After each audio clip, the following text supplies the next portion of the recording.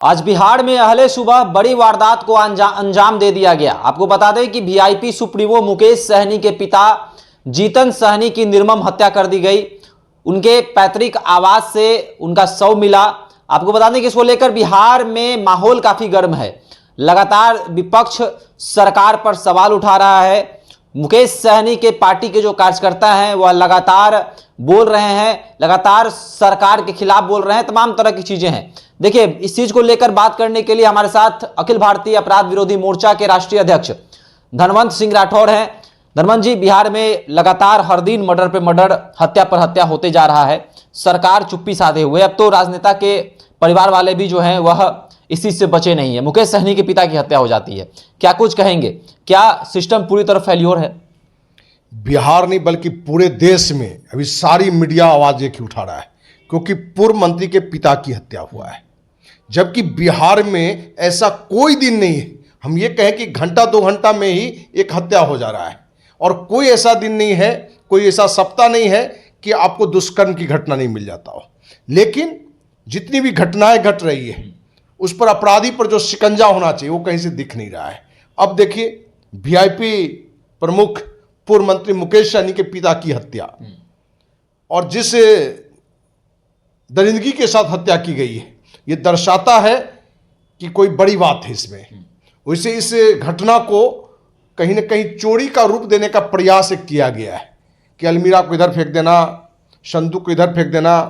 अब पुलिस वहां क्या कर रही है कि 3 गिलास खाली है, आखिर ये 3 गिलास का यूज किसने किया, संदूक में क्या था, इन चीजों को लेकर वो अपना जांच कर रहा है।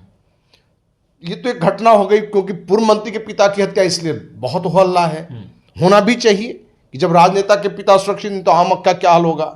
लेकिन पटना में कल ही की घटना है, 2 मासूम बच्चे की हत्या कर दिया गया है। एक का 10 साल उम्र है, एक का 12 साल उम्र है। उस घटना पर अभी तो कोई जांच भी नहीं बैठा है। यहां तो सुनने में आ रहा है कि एसआईटी का जांच गठित कर दिया गया है। DM, SSP, DIG, SP, DSP सब वहां पहुंच चुके हैं। तो बिहार में ये कोई एक घटना मंत्री का पिता, पूर्व मंत्री के पिता की हत्या इसलिए लग रहा है, जबकि बिहार में प्रत्येक दिन हत्या की घटना घट रहा है। क्योंकि 2 दिन पहले ही एक शादी में पटना शहर की घटना है कि कुछ गुंडों ने लड़का के भाई और बहनोई की हत्या कर देता है। आज भी वो अपराधी गिरफ्त से बाहर है।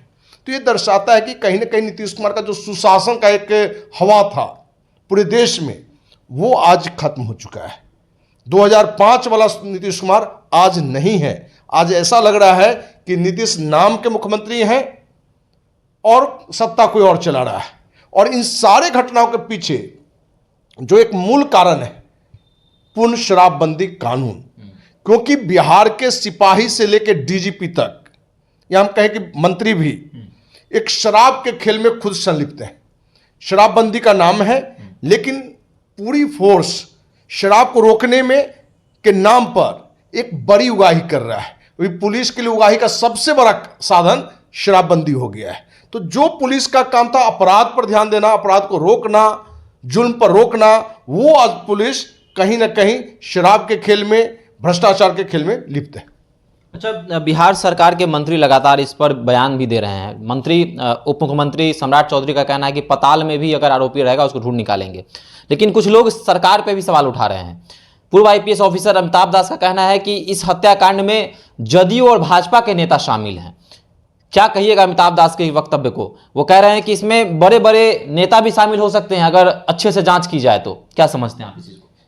पूर्व आईपीएस अमिताभ दास ने कहा है कि बीजेपी जदयू के बड़े नेता शामिल हैं। एक बड़ा बयान है, पूर्व आईपीएस है, और उन्होंने कहा कि उनकी एक कोई टीम है, उस टीम से उन्होंने पता किया है कि इसमें बीजेपी जदयू के बड़े नेता शामिल हैं। तो प्रशासन को तो ये भी चाहिए कि पूर्व आईपीएस अमिताभ दास को भी अपने निगरानी में लावें, क्योंकि उनके पास बहुत सारे सबूत हैं, पता है कि कौन बीजेपी जदयू के नेता है।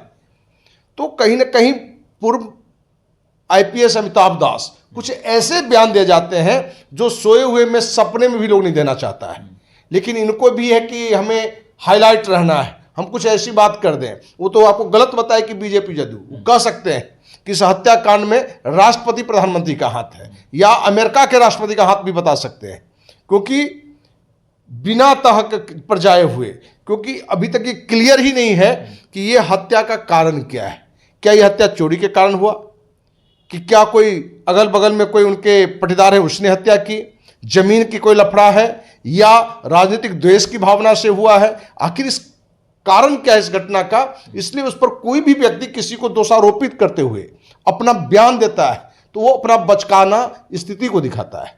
एसआईटी का गठन कर दिया गया है, क्या लग रहा है? लोग सीबीआई जांच की मांग भी कर रहे हैं कि एसआईटी से कुछ नहीं होगा, सीबीआई को बुलाया जाए। आप भी मांग करते हैं सीबीआई?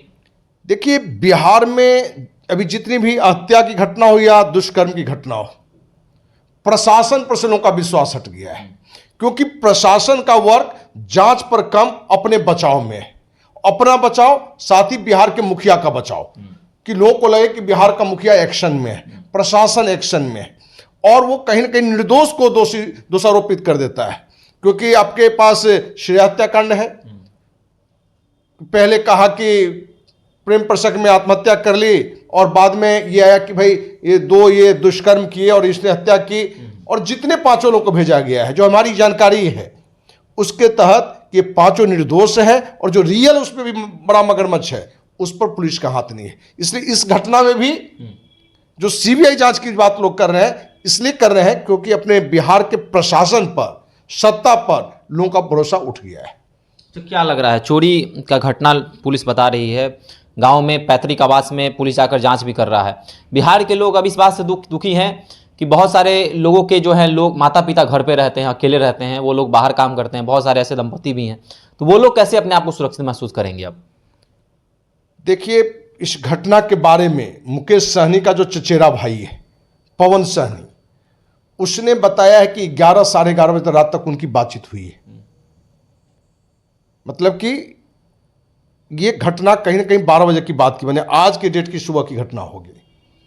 और आपने जो कहा कि जिनके परिजन बाहर में काम के लिए रहते हैं, जो कड़वी सच्चाई है कि बिहार के ज़्यादातर कामगार व्यक्ति, युवा दूसरे स्टेट में काम करने के लिए रहते हैं, कुछ लोग तो विदेश में भी हैं।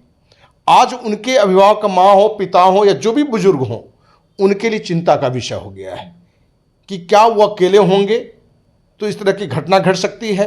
जब एक राजनेता, एक पूर्व मंत्री के पिता की हत्या जिस दरिंदगी के साथ किया गया है, धारदार तलवार से वो पेट में मार के भी आंत निकाल दिया गया है, तो भय बनना लाजमी है। इसलिए सरकार को फिर से सिपाही से लेकर डीजीपी तक कहीं ना कहीं मॉनिटरिंग करने की आवश्यकता है कि कहां कहां ये कमजोर हो रहा है, और शराबबंदी के नाम पर जो ढोंग नीतीश कुमार का है उसको भी खत्म करना होगा। क्योंकि एक बहुत बड़ा समय पुलिस का शराबबंदी के नाम पर जाता है, और सच्चाई ये है कि जहां शराबबंदी नहीं है महाराष्ट्र में, वहां से ज्यादा लोग शराब बिहार में पी रहे हैं। तो बिहार में शराब, महाराष्ट्र से ज्यादा। कहने का मतलब कि केंद्रीय स्वास्थ्य परिवार कल्याण मंत्रालय की पिछले साल जो रिपोर्ट आई थी कि बिहार में जितना लोग शराब पी रहे हैं, उससे बिहार के गरीब जनता को 25,000 करोड़ रुपया का सालाना नुकसान है। इसका मतलब कि शराबबंदी के नाम पर आप ढोंग मत करें। शराबबंदी के नाम पर जो पुलिस प्रशासन का एक बड़ा समय शराब को रोकने के नाम पर एक लूट का काम में समय व्यतीत होता है, वो समय अपराध को रोकने में जाए। बिल्कुल, तो बिहार में अपराध चरम पर है और सिस्टम प्रशासन फेल्योर है। मुख्यमंत्री इस पर मौन धारण किए हुए हैं और लगातार बिहार में ऐसे वारदात हो जा रहे हैं। अब तो राजनेताओं के परिवार वाले भी सुरक्षित अपने आप को महसूस नहीं कर रहे हैं, और यह भी सवाल उठ रहा है कि क्या इसमें शासन प्रशासन के लोग ही शामिल हैं।